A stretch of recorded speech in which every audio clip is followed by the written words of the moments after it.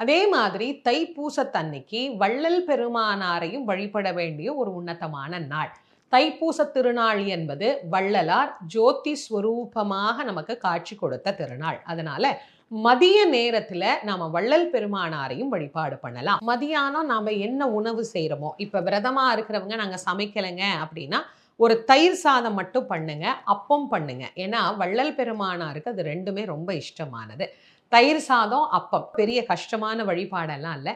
ஒரு திருவிளக்கு ஏற்றி நாம செய்திருக்க பிரசாதத்தை வச்சுட்டு அருட்பெரும் ஜோதி அருட்பெரும் ஜோதி தனிப்பெரும் கருணை அருட்பெரும் ஜோதி வள்ளல் பெருமானாருடைய மிக பெரிய தாரக மந்திரம் இதுதான்.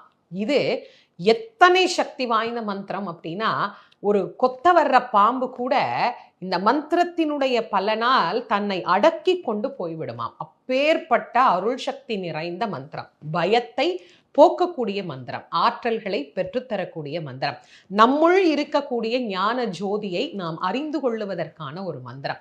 இந்த மந்திரத்தை சொல்லி வள்ளல் பெருமானாரை வழிபாடு பண்ணுங்க.